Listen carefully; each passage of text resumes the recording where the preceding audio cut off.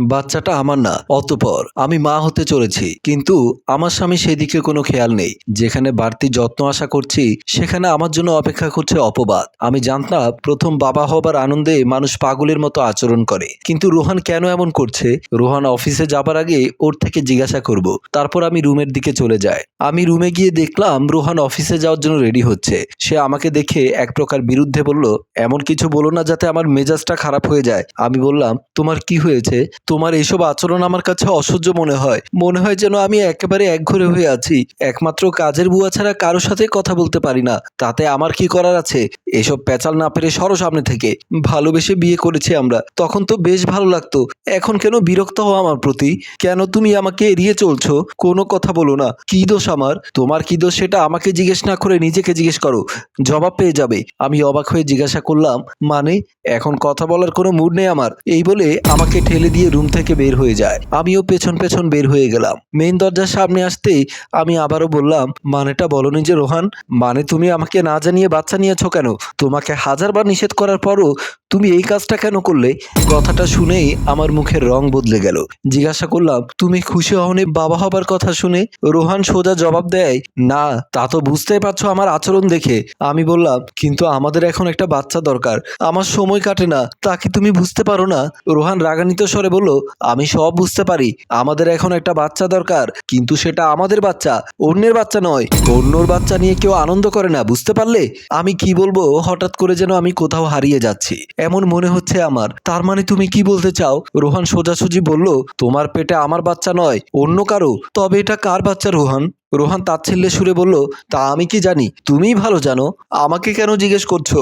আমি কেঁদে বুক ভাসিয়ে বললাম, কি এমন অপরাধ করেছি যে তুমি আমাকে এমন অপবাদ দিচ্ছ? রোহান বলল, অপবাদ আমি তোমাকে দিচ্ছি না, তা তুমি ভালো করেই জানো। আমি আশ্চর্য হয়ে বললাম, তোমার কাছে এটা অপবাদ নয়? না, তুমি সময় শিকার হয়েছো ইমা, তাতে আমি তোমাকে দোষ দেই না। সেদিনের ঘটনার জন্য তোমাকে দোষ দেব ততটা ছোট লোক আমি নই। তাতে তোমার কোনো হাত ছিল না। থাকলে তো আমি মনের ভেতরে পুষে রাখতাম না। আমি জানি তুমি কোনো অন্যায় করতে পারো না। অন্যায় করেছো অন্য লোকে, কিন্তু তাই বলে আমি জেনে শুনে অন্যের পাপ নিজের কাঁধে নিতে পারি না। আর লুকিয়ে রাখা তোমার ঠিক হয়নি। এই বলে রোহান বাসা থেকে বের হয়ে যায়। রোহানের কথা শুনে আমার মাথা চক্কর দিয়ে উঠলো, এই ভেবে রোহান কি বলতে চাইছে। সেদিনই সেই ঘটনা তো আমি ভুলেই গিয়েছিলাম। তার মানে ও আমার কথা বিশ্বাস করেনি। এতটা অবিশ্বাস! এমন লোকের সাথে আমি এখনো সংসার করছি। ভাবলাম কিভাবে করছি। আমি কি এখনো সুস্থ আছি? আমার মনে পড়ে গেল সেদিনের কথা। আমি টুকিটাকি জিনিসপত্র কিনে একটু রাতে বাসায় ফিরছি। এমন সময় হঠাৎ আমার সামনে আসে সাইফুল। আশেপাশে কেউ নেই। সে আমার সামনে এসে ডেবিল হাসি দিয়ে বলল, তুই আমাকে চর মেরেছিস, আজ কি করবি? দেখ, ভালো চাইলে এখান থেকে যা, না হলে আবারও চর দিতে বাধ্য হব।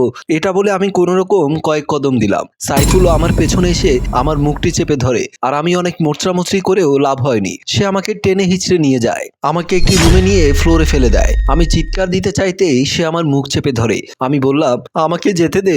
হ্যাঁ, যেতে দেব, তবে আগে আমার প্রতিশোধটা নিয়ে নেই। আজ ভালোবাসার কথা বলবো না, সোজা প্রতিশোধ নেব। আমি ভয়ে কাঁপতে কাঁপতে বললাম, ভালো হবে না কিন্তু। সে হেসে জবাব দেয়, তা জানি, তোমার সাথে ভালো আমি করব না, তবে কেমন করে ভালো হবে? আমি আতঙ্কিত হয়ে বললাম, খবরদার বলছি, আর এগুবে না।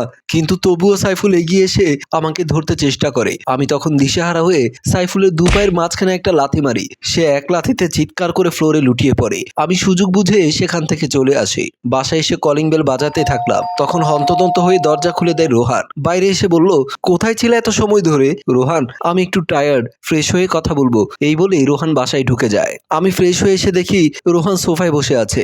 আমি রোহানের পাশে গিয়ে বসি। রোহান আমাকে দেখে বলল, কি হলো, কিছু বললে না যে?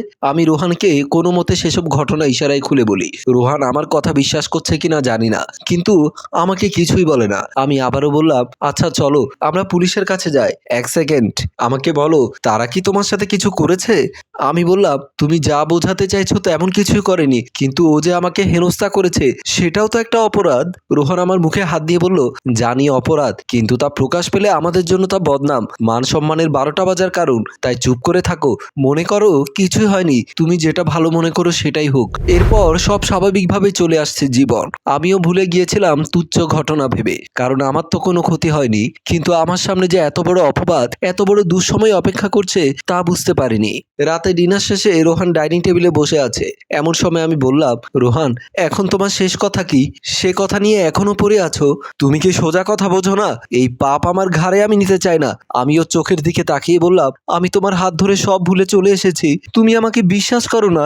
রোহান গম্ভীর স্বরে বলল, বিশ্বাস অবিশ্বাসের প্রশ্ন নয়, একটা দুর্ঘটনা শিকার তুমি। কেন তা স্বীকার করতে চাইছো না? কেন লুকাচ্ছ আমার কাছে? আমি কি জবাব দেব ভেবে পেলাম না। সংসারের সাথে থেকে যাব নাকি দু চোখ যেদিকে যাই চলে যাব? ইমা, তুমি পেটের বাচ্চাটা নষ্ট করে ফেলো, এখনো সময় আছে। কেউ জানতে পারবে না এই পাপের কথা। তোমার তো কোনো দোষ নেই, কেন তবে সারা জীবন এই পাপ বয়ে বেড়াবে? এই বলে সে সেখান থেকে চলে যায়। আমি শুধু ওর মুখের পানে অবাক নয়নে তাকিয়ে রইলাম কিছুক্ষণ, আর ভাবলাম এই সেই রোহান যে আমার কথায় চোখ বুজে বিষ পান করতে পারতো, যে আমাকে পাবার জন্য ঘর ছেড়েছে আর আমি চলে এসেছি ওর সাথে। ওকে কি সময় পাল্টে দিয়েছে, নাকি আগের আচরণগুলো তার অভিনয় ছিল? আমি ভেবে পেলাম না কিছু। হৃদয় ভেঙে চুরমার হয়ে যাচ্ছে আমার। তবুও জানি শক্ত হয়ে দাঁড়িয়ে থাকতে হবে। যেখানে আমি নিজে থেকে পুলিশের কাছে যেতে চেয়েছিলাম, সেখানেও আমাকে অবিশ্বাস করছে কেমন করে? নাকি তাতেই ওর সন্দেহ জেগেছে?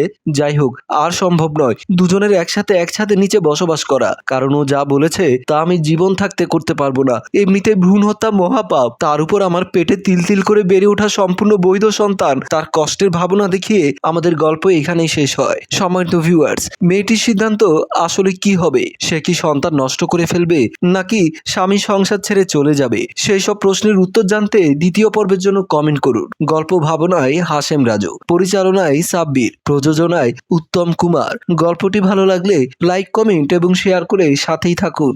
ধন্যবাদ।